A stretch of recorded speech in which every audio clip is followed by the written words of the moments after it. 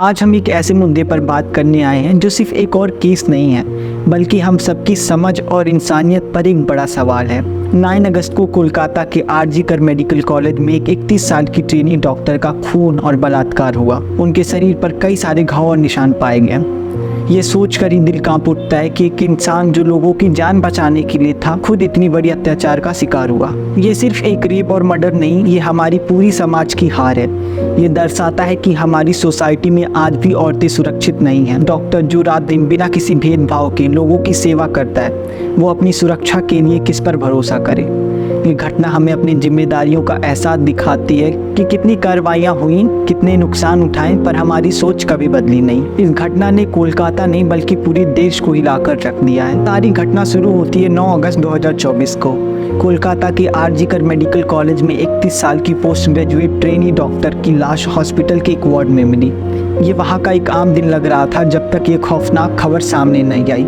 Doctor के शरीर पर कई घाव के निशान मिले और पहली नज़र में ये साफ था कि ये सिर्फ एक आम सा एक्सीडेंट नहीं बल्कि एक प्लान्ड क्राइम है। खास बात यह है कि हॉस्पिटल ने पहले विक्टिम के पेरेंट्स को बताया कि उनकी बेटी ने सुसाइड किया है, लेकिन जब ऑटोप्सी की रिपोर्ट सामने आई तो सच्चाई कुछ और ही निकली। रिपोर्ट के अनुसार डॉक्टर के शरीर में 150 mg सीमेन पाया गया, जो इस बात की तरफ इशारा करता है कि ये एक गैंग रेप का केस है। ये शर्मनाक हादसा कोलकाता के मशहूर आरजी कर मेडिकल कॉलेज में हुआ। सबसे पहली गिरफ्तारी संजय रॉय नाम के एक सिविक वॉलंटियर की हुई, जो अक्सर हॉस्पिटल में आता जाता था। क्या इस हादसे के लिए सिर्फ कुछ लोग जिम्मेदार हैं या फिर हॉस्पिटल एडमिनिस्ट्रेशन भी गिल्टी है?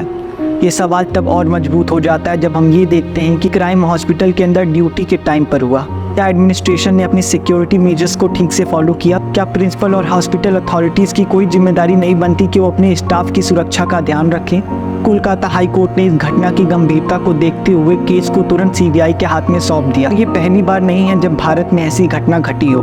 निर्भया का वाकया, जिसने 2012 में देश को हिलाकर रख दिया था, आज भी हमारे दिमाग में ताज़ा है। समय भी हमने नए कानून बनाया, वो सब कुछ काफ़ी था?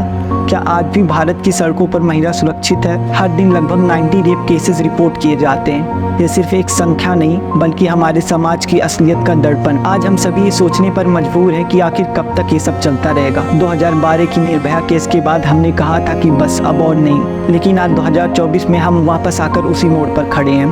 कब तक? कितनी निर्भया, कितनी बिल्किस बानो, ये कोलकाता की डॉक्टर, कब तक ये सिलसिला ऐसे ही चलता रहेगा? मैं अपनी तरफ से ये कहना चाहता हूँ कि ये लड़ाई सिर्फ इंसाफ की नहीं बल्कि सोच की भी। जब तक हम सब मिलकर पैट्रियार्की, डिस्क्रिमिनेशन और इनइक्वालिटी के खिलाफ खड़े नहीं होते, ये काली घटनाएं रुकेंगी नहीं। आज ये घटना हम सबको एक सवाल पूछने पर मजबूर करती है, क्या ये सब रोकना मुमकिन भी है? क्या हम अपने घरों में, अपनी सोच में, अपने व्यवहार में इतना बड़ा बदलाव ला सकते हैं कि ऐसे अपराध ना हो?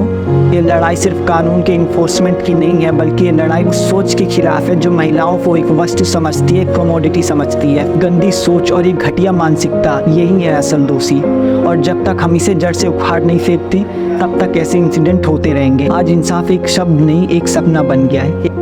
एक ऐसा सपना जिसके पूरे होने के चांसेस दूर दूर तक नहीं दिख रहे। ये सिर्फ कोलकाता या वेस्ट बंगाल की बात नहीं है, ये हमारे देश के हर कोने में फैलती हुई घटिया मानसिकता की मिसाल है। जब तक हम अपने घरों में, अपने बच्चों में और अपने समाज में असलियत को नहीं पहचानेंगे, तब तक ये सिलसिला रुकने वाला नहीं है। ये जरूरी है कि हम सब इसके खिलाफ आवाज़ उठाएं, खुद को बदलें और हमारे देश को एक ऐसा जगह बनाएं जहां बेटियां खौफ में जीने को मजबूर ना हो। क्योंकि आज ये घटना उनकी बेटी के साथ हुआ है, कल ये हमारी बेटियों के साथ भी हो सकता है।